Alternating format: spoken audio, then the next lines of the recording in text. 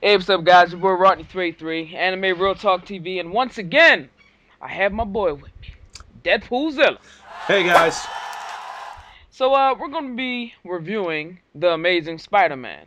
And yes, we do have reviews on our main channels, and I will link annotations so you can go check those out and get the full, rundown of how we think about it. But this time, it's gonna be all out spoilers. And, we're gonna go through the basics, and then we're gonna get into a little deeper.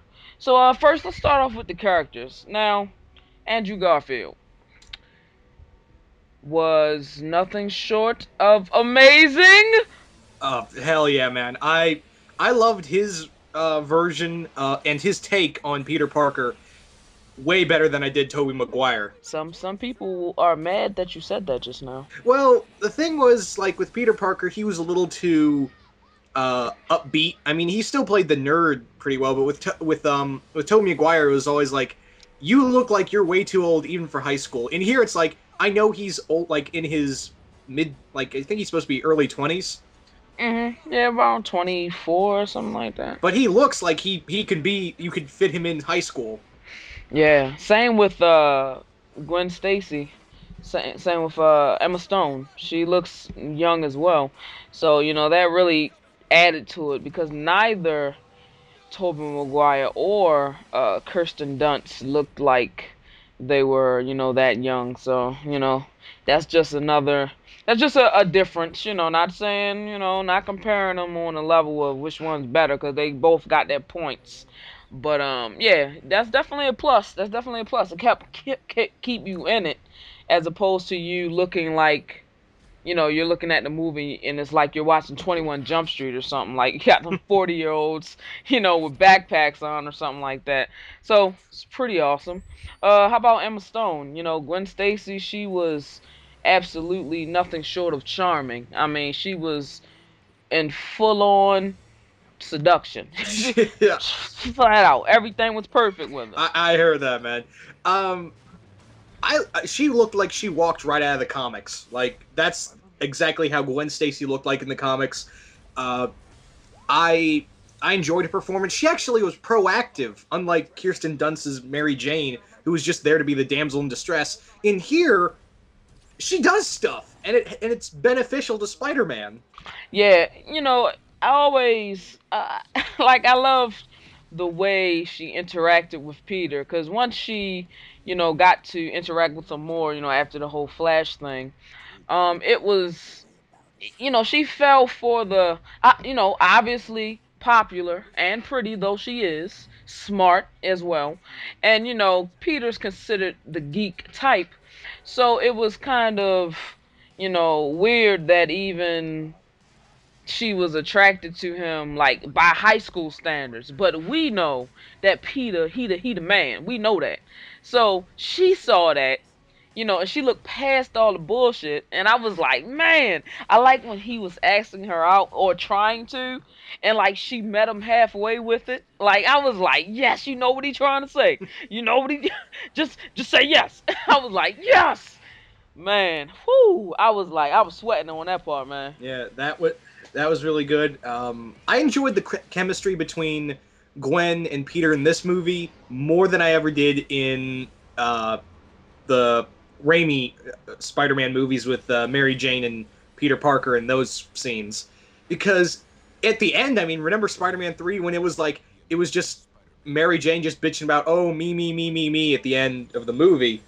And even the second one, it's like, what do you want him to do, woman? He's trying to be, he's trying to be not Spider-Man for you, and you're still pushing him away. Why? Well, you never know what women want, so I don't know. But let's move on to Kirk Connors. Now, the actor who played him, his name escapes me at the moment, but he did a pretty good job, I have to say.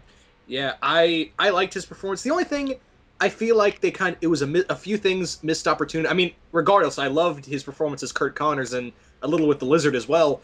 But they didn't have him with his family. But I'm told in the video game they have his family in the video game, which I have not played. And the other thing is, they were really quick to make Kurt Connors not very pitiful. Like you feel sorry for him at the end of the movie, because it's the lizard formula the whole time. But during that whole time, it's supposed to have been always like in the comics, the lizard and Kurt Connors are two separate personalities. It's not like, and it's only been recently in the comics that Kurt's been a little more primal and let the lizard personality seep into his life.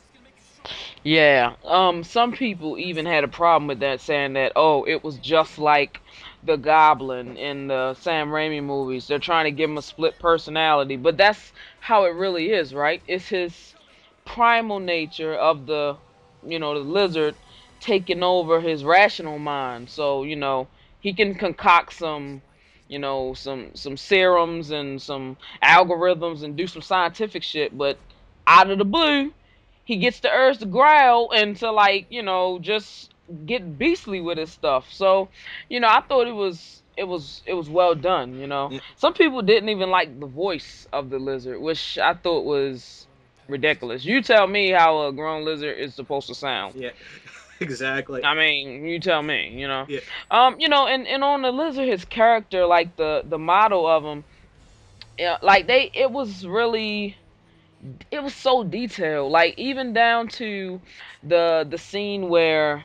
he got inside of Oscorp to steal that machine that was gonna disperse the the powder or the virus or whatever. yeah, And when he got there, he didn't see Gwen at first, but he, just like lizards do, he like stuck his tongue out and he could smell the air with his tongue, kind of. And like he found out she was there because of that. Like, just putting those little lizard type things in there really added to it. And I mean, it was just amazing. yeah. And the other thing I liked about this was the design of the lizard himself is supposed to be like how his face looks kind of human. That's like supposed to Hmm. be a nod to the how Jack Kirby made the lizard, because when the lizard first appeared in the comics back in the 60s, he didn't have that elongated snout. He Hmm. had a human-like face in his first few transformations. Yeah, cause it's a lizard, and then the snout one is like more the Todd McFarlane one, like with like more crocodile like instead of just lizard. You know what I'm saying? Yeah, and I'm glad they made the. I'm actually kind of glad that they made the lizard intelligent in this movie. Yes, yes, I really do like that. The scene with Gwen, and Gwen like gets like a fire extinguisher or something, like, something irritating that's not hurting him, and he consciously doesn't hit her or do anything to her. He just said, give me my stuff, and just walks away. And I was like, he has the mind in there. It's just mad science, science. What about Uncle Ben and Aunt May? I like the Martin Sheen and Sally Field were just great. Yeah, actually like I was close to tears when because this death of Uncle Ben in this movie felt a little more like it hits you more than the first one did, and the one and I was like, oh, that sucks. And then he gets the voicemail. Oh, I was close to Yeah, crying. and then I ain't gonna lie, I was up in there. I was up in that IMAX 3D with the tears. I'm not gonna lie. So, and he keeps the voicemail on his phone and listens to it multiple times throughout the movie. As to, when things are getting rough, he has to listen to his uncle's voice. Like, I thought yeah, that was touching. I think what also added a nice effect, or that gut reaction to it, because we knew it was coming. We know he was going to die, right? But they switched up the death and how it happened. So it was kind of off guard because you didn't know when. You're expecting for it to happen the way it happened previously, and it has always been that way. But in this one, they totally switched the direction of which it happened, and then you're like, "Oh, damn, it's like the first time." They definitely like the relationship Peter had with in here with his aunt and uncle. It felt really like you could actually like imagine these guys were related. Exactly, exactly. And I thought that was excellent. Now, they did show Peter and his dad and his mom very briefly. So I would almost say they're not even worth talking about, except for it seems that the mystery of what happened to them and their secret life will come to fruition in later movies and stuff. So, they really didn't touch on them but a little bit, but a sprinkle. Um, it was kind of the catalyst for Peter to go and meet Connors and stuff like that. But as to learning about them personally, you didn't get any of that here. I did like. I think that's going to be the following vibe throughout this new trilogy. We're going to learn more and more about what happened to his parents because in the comics, as I recall, they were secret agents. I could be wrong about this, but I think they were killed by the Red Skull. Ain't that a Captain America villain? It was a different Red Skull, not the German one. There was a Russian Red Skull for a while. Well, all right, let's move on to Captain Stacy. Now, and this is one of the points that I wanted to bring up. But first, what did you think about him? I liked him. People were complaining, "Oh, we don't get J. Jonah Jameson in here." I'm like, the police are a bit more of a threat to Peter than newspapers. I really like the idea that he's just that Captain George Stacy is just a guy doing his job, and he doesn't like a mass vigilante. And I like that banter between him and Peter at the dinner table. That was hilarious. That was hilarious because because if you I'm gonna watch it at least twice again. But that's neither here nor there. Now, if you remember, even at the table, the mom was like she wasn't like she was enjoying it a little bit. The two boys at the table looked like they were enjoying it, like was smiling and everything, like they thought it was funny, and Gwen was just freaking out. You know what I'm saying? And I thought that having two of those personalities in the same room, maybe they don't get that often. The kids, I mean. And, maybe the wife was just impressed with how Peter handled, Captain Stacy. I was like, man, Peter's going in. Yeah. I thought that was great. I was actually I was on the fence of I didn't know if they were going to kill George Stacy in this movie or the next because George Stacy dies in the comics, like he's been dead, and when he said, I'll hold off the lizard, I knew he was like, oh, it's coming. Yeah. And you know what? About when he died, right? Now, as soon as Peter exposed himself or he's saying that Spider-Man was Peter, I think at that point, it was a realization that, oh, he's trying to help. And at that point, I think that the movie or the franchise could have made him this franchise's Commissioner Gordon to Spider-Man. That's what he was kind of like in the comics, but he was against Spider-Man at the beginning, but then they started working together. But he wasn't killed in the lizard by in the comics. He wasn't killed by the lizard. He was killed by Doctor Octopus. Now the banter at the table, it means a bit more because now he knows that this guy was at my table. You know what I'm saying? And now I see what he's trying to do. So now I understand him. Like, you know what I'm saying? Like that whole realization was just was awesome. I wish they wouldn't have killed him. I wish he would have been able to go to the next movies and have a kind of a relationship with Peter in terms of like law and law enforcement and stuff like that. So yeah, I was hoping for that. But then people would have said the inevitable. Oh, it's a Dark Knight ripoff. And I think that's why they wanted to kill him off so early, not to make him like a ripoff of Commissioner Gordon, like for this movie franchise. So maybe that might be the reason, or maybe just to add to Peter's character development towards the end of the movie. Yeah, probably so. I had a couple of other things. Now, let's do some speculation here. You're the expert, so I'm gonna ask you, and you're gonna tell me that I'm awesome. But Okay. okay. All right. Now, I had a little idea about the lizards that were left in the sewer. Now, I remember in the animated series that the lizards left in the sewer were then mutated. Now, the the little virus or whatever he dispersed, he was in, he was having his lab in the sewer. So the possibility of it getting on or inhaled or contaminated with the other lizards is highly possible. And it seemed like on the surface level it didn't go below, but I could see those lizards getting bigger, you know what I'm saying, and that being a possible plot point. Or maybe it was just a nod. But I do remember back in the day, they had like the lizards would like they called him father and stuff like that. Yeah, I remember And that the fact episode.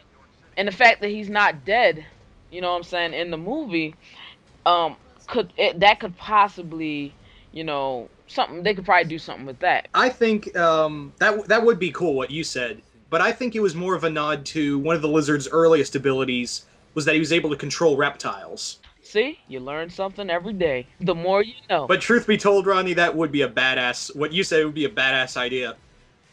Yeah, because I was wondering like, I'm just overthinking it. Then I'm wondering like, well, how are they going to be humanoid? They weren't human to begin with.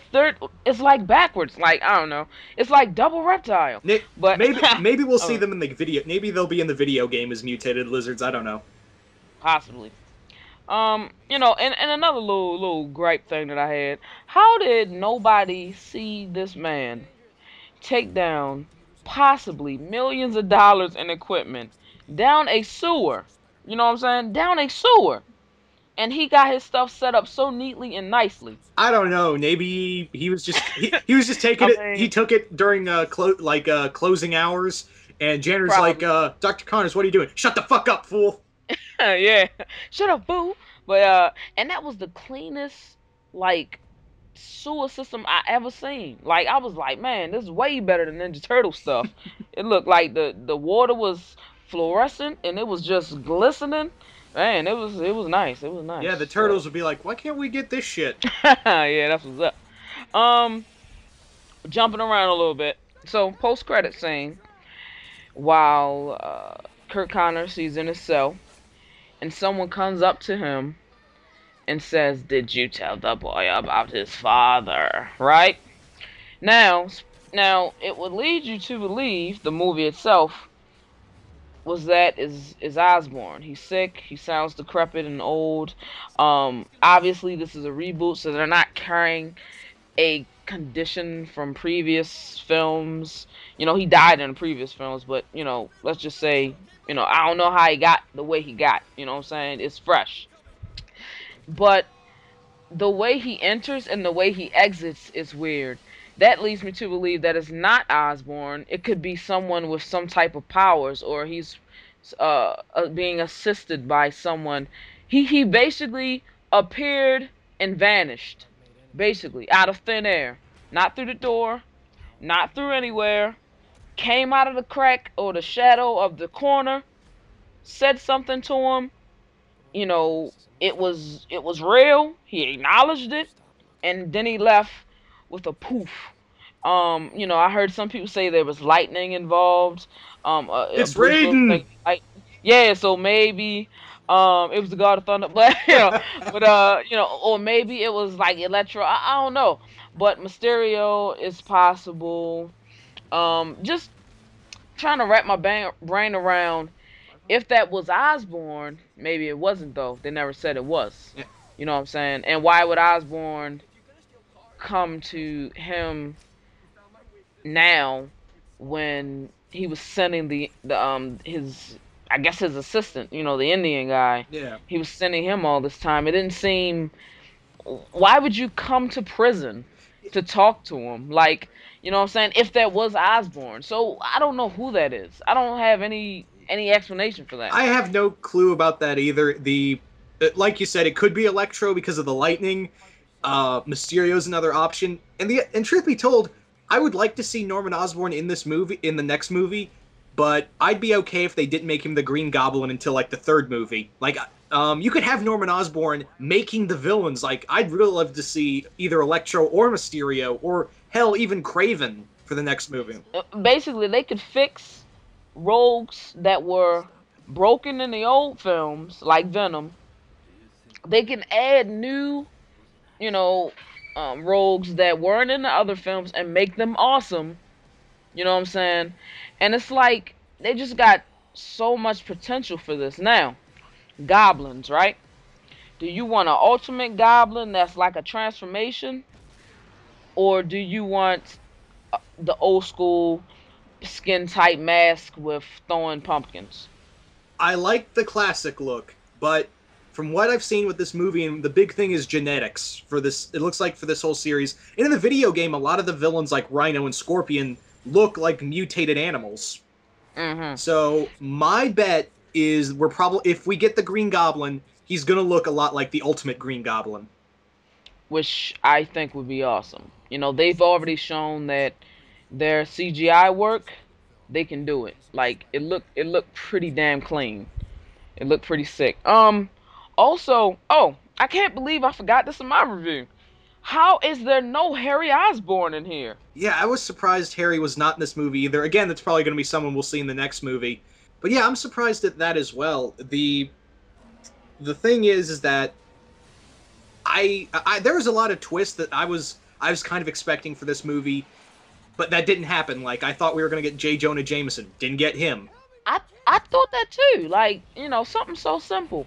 You got a couple of nods to the bugle. Like, I mean, what they asked for the first person to get a picture.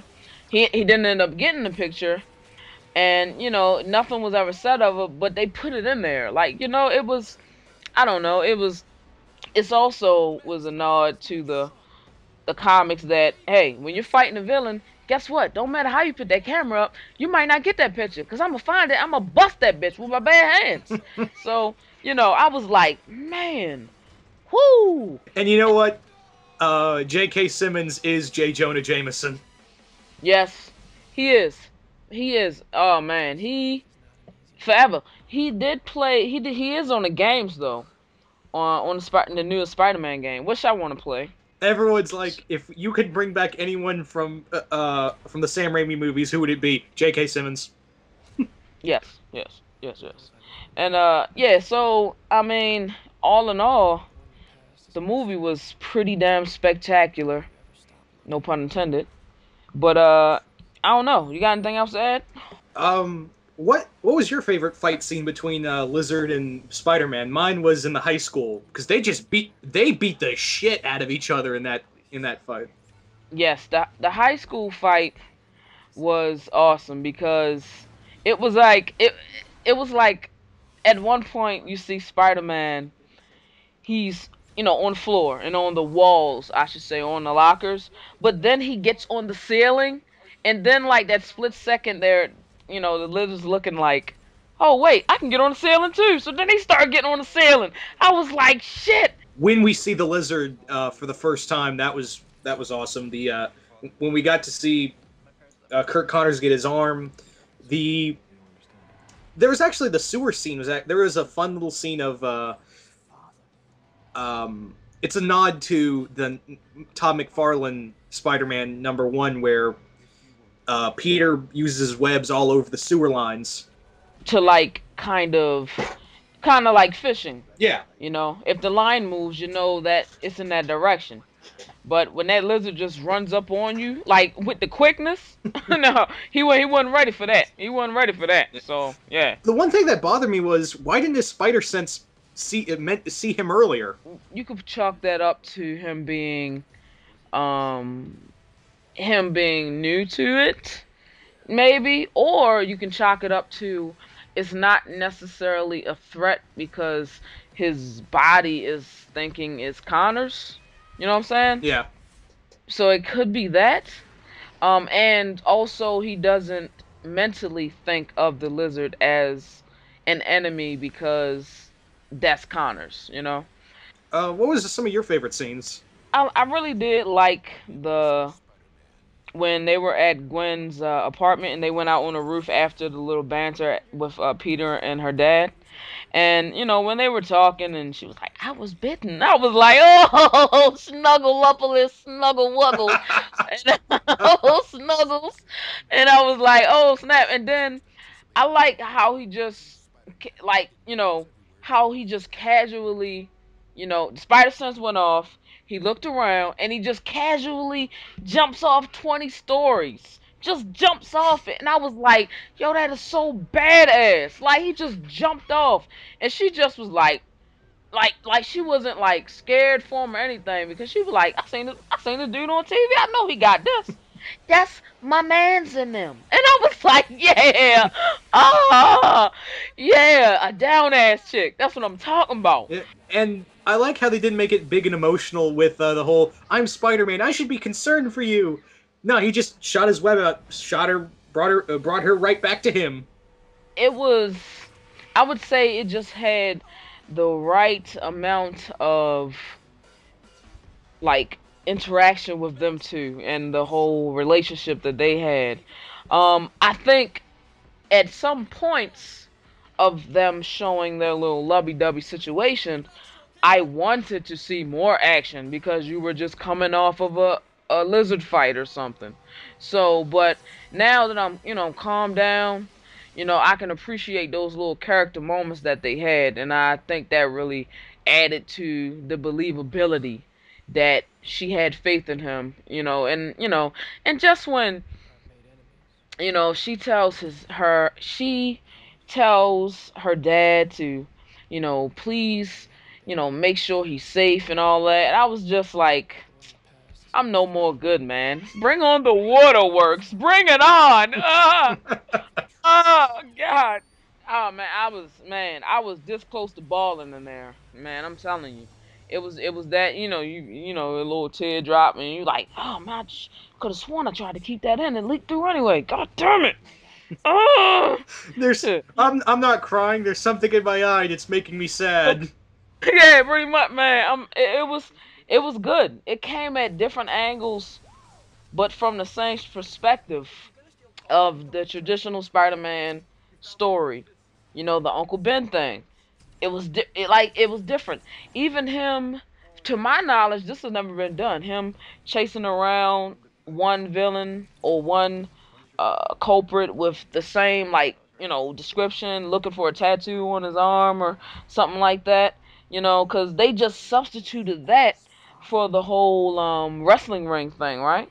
So I was like, well, you know, you get the same thing, but it's not the same thing. So for people like you, DPZ, for people like me too, but I think I'm less inclined to pick apart, the clichéness if they keep using the same story over and over and over. But you would like probably rip that shit apart. Yeah. Um, not if it was. I mean, providing it was well executed. But all in all, it was. I think they pleased more audiences with just giving you a straight up tweak on it, and it was just enough of a tweak to say, huh, hardcore fans like, damn, it's kind of new. Okay, Yeah. I like that. I like it. When we were talking about characters, I kind of actually wanted to talk a little bit about Flash because I like this version of Flash. One, we get to see him more, and two, we get to see him shown up in a way that is so gratifying. When we see Peter show him up at the basketball scene, that was like so damn gratifying for me. And then we get to see the more human side of him when he comes up to Peter, uh, coming up to his like, yeah, I heard your uncle died. And from what I heard, there was supposed to be a scene, but they dropped it. That Pete, instead of just grabbing Flash, he actually starts punching him. Peter should have been choking him out, like just straight choking him, one like just yoking him up, and somebody would have had to stop Pete from choking his ass to death. Like I think it should have showed the rage and frustration, because you don't just lift a big guy like Flash off the ground with his feet dangling and then nobody looks and like, oh, look at this scrawny kid Peter. Look at him go. Yeah. Bet that shit wouldn't happen to me though. Say that. What? Shit, that's how I always be. Bet that. Yeah. How you let that pick you up like that? Yeah. Well, I think the scene was cut because the director was like, "Oh wait, he has spider strength. He could kill this guy." Yeah. But you know what though? I think that now correct me if I'm wrong. Maybe this person. Well, I I would just throw out the theory, but now I'm remembering something. I was thinking that they might be turning Flash into a mixture of Brock and Flash, You know what I'm saying? But I know that he doesn't meet Eddie Brock until he gets to the Bugle, so they might not be.